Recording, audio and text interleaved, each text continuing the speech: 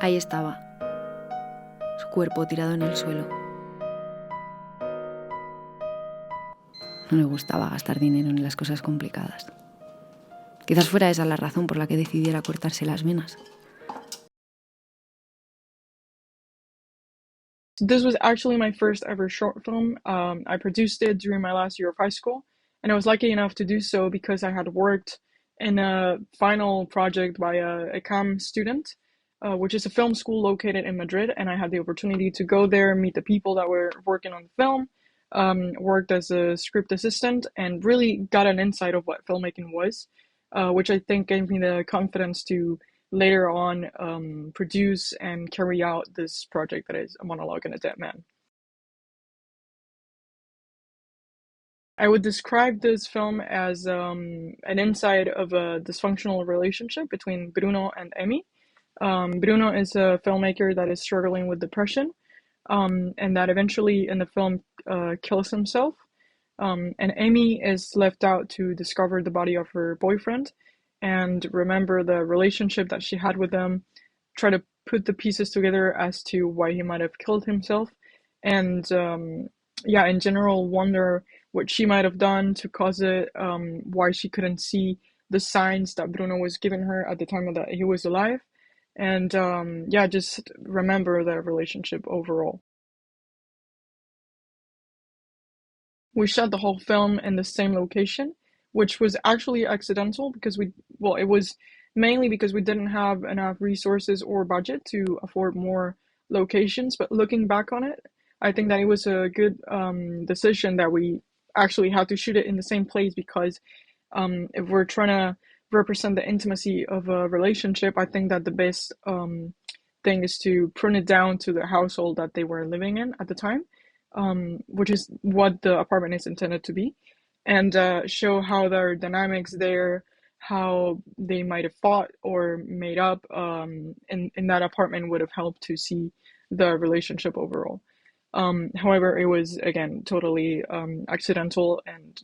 due to the lack of resources, if you will. But I think it kept film coherent and more intimate in a way, and more structured overall. The relationship that I had with the actors was great throughout the whole process. In fact, we're still in touch. And I remember that I was really intimidated by them, both of them, at first, because I was 17 at the time that I produced this film, and they were grown-ups and already had been working for a while, and I was really intimidated with the idea of having to direct people older than me, with more experience that I had, and I really wanted to reach that level of quality that they had, experience with other directors. But I think it was really good for me because I came out of my um, comfort zone, and I was really like put on in a situation that I would never have been in if I hadn't taken the step to say I'm going to produce this film. And overall, they were really open to collaborating and open to what I had to say or bringing in ideas into the shooting, which is really nice as well because, I let them improvise and stuff, which is something that I realized I really like while shooting. Yeah, and they were just really nice people, very professional, very collaborative, and very open throughout the whole process, which is really nice, I think. If I was giving a good budget, I think I would have, or I would like to take a shooting outside of my country, so like be able to travel and shoot a film while doing so, because I really like traveling and experiencing other cultures and stuff, and I think that I'd love to just go somewhere with the whole crew, shoot a project, experience the culture of the country where we're shooting in, and kind of merge the two things together, as in the film that we're making and things um, proper of that zone that we're shooting in. I think that would be really nice. I think that in order to keep productions on schedule, what I do is set really strict deadlines, as in you need to follow up a certain amount of steps in order to make the film, I think, and to have a really strong structure of what you want to do, have it clear in your mind, and then put timelines as to when do you want to finish its part of the production. So meaning, I don't know if you're gonna do a crowdfunding or dossier to send it out to production companies or anything. Know when you're gonna finish everything or every step before taking on new steps or thinking about other parts of the production, because it can be a little bit overwhelming at some point. So I think that keeping it simple and organized is the key to keep everything on schedule.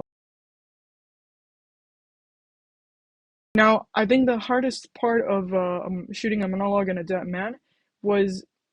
actually everything, because I had no experience. I was a little bit shy at with the idea of having to be the director of a short film, and actually meeting the people and you know keeping everything on schedule, organizing the whole project and finishing the project, which was also kind of a challenge. But I think that coming out of that comfort zone of, I'm still a student, I do want to make films at some point, but it's a thing that I'm going to do in the future, was really good for me to finally give that first step in order to pursue my career as a filmmaker, and really just see that there's nothing scary about making films. Like, it is an imposing thing, but if you just take it, step by step, talk to people that could help you, um, be open and humble about the whole process, and just see how everybody thinks about the project, collaborating with people, and just really taking into account that this is an exercise for you to grow. I think that that really helps in order to, um, make the harder parts of shooting a film a little bit easier, and is a good mindset that I think people should have when filmmaking.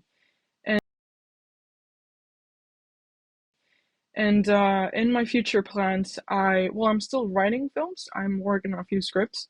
I am currently studying film in uni, so I'm trying to get some projects done while I'm studying, as well as a theater play that I wrote about around the time that I wrote a monologue and a dead man. That I'm also trying to get into a theater company where I'm studying in the Netherlands. And in the farther future, I want to have my own production company and eventually be able to produce my own films with a good budget and a good crew, and work on my own with that liberty. And yeah, that was all I had to say about the project. Thank you to the Tokyo International Short Film Festival for hosting the project, and yeah, thank you very much for your attention.